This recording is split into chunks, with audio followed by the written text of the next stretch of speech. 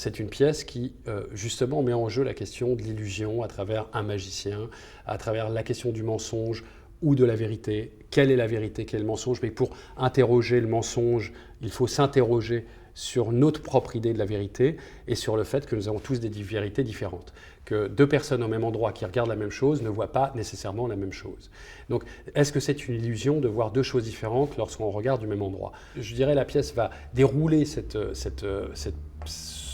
question, si vous voulez, ou cette problématique à travers 3 actes, puisqu'on a un magicien qui vient dans un hôtel pour une raison qui a été déjà trichée d'avance, puisqu'il a été acheté pour venir, pour faire disparaître tout simplement une jeune femme pour qu'elle puisse rejoindre son amant. Alors il y a une lecture traditionnelle de la pièce en 3 actes où le magicien est très présent dans le premier acte dans cet hôtel, il fait disparaître donc cette femme et il laisse donc son mari jaloux. Le deuxième acte, ça va être chez le magicien et le mari revient pour essayer de retrouver cette femme. Et puis le troisième acte, on est chez le mari, chez lui, et quelques années plus tard. Alors moi, j'ai fait le choix d'inverser, c'est-à-dire que j'ai toujours féminisé des rôles au théâtre, et j'ai toujours équilibré, quand j'ai monté Peine d'amour perdu de Shakespeare, cette question du féminin et du masculin. Parce que sinon, je m'ennuie, c'est très personnel. Donc j'ai proposé une inversion, puisque ça n'est plus... La femme, pardon, s'enfuit pour retrouver son amant, c'est une femme dont le mari s'enfuit pour retrouver son amante, et cette femme, c'est elle qui est riche, en fait, dans la pièce, c'est elle qui a les moyens. Donc je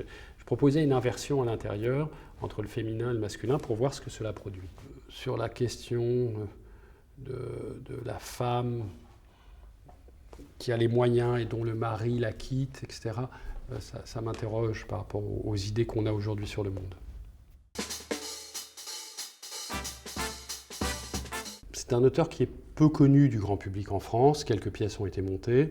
Il a une biographie théâtrale qui est très très importante, c'est une immense figure du théâtre napolitain et italien, c'est quasiment, je dirais, un dieu du théâtre à Naples, en rappelant que c'est un immense acteur d'abord, que c'est un directeur de troupe, que c'est le fils aussi d'une famille de théâtre, donc il a une tradition dans le rapport au théâtre profonde, une grande connaissance aussi, intime, et toute sa vie est dédiée à ce rapport entre l'écriture, la mise en scène et le jeu, puisqu'il est acteur, je le rappelais. On a besoin de produire une réalité à travers notre imagination. Ça veut bien dire que la force, c'est l'imagination. C'est ce qui nous permet alors de transcender le réel à travers l'imagination.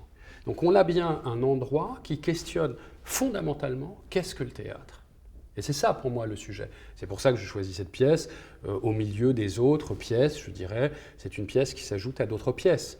Dans l'ensemble d'un travail, pour moi, qui me permet de continuer à m'interroger et à partager cette interrogation à travers le plaisir du théâtre. Donc c'est aussi de tenter chaque fois, en avançant dans le temps et dans l'espace, de partager avec un nombre de spectateurs plus important, parce que l'expérience dont on parle, on l'a fait avec les Italiens, on travaille en ce moment avec le théâtre de la Pergola à Florence, on a travaillé à Taïwan avec un théâtre qui s'est engagé avec nous autour de cette réflexion qui est en même temps dans quelle société vivons-nous? Quel est notre monde? Quel est notre rapport à la connaissance et aux sciences? Quel est notre rapport à l'illusion et à l'imaginaire? Et comment on avance ensemble? C'est-à-dire la nécessité de produire des ponts dans l'espace, dans le temps et entre les disciplines.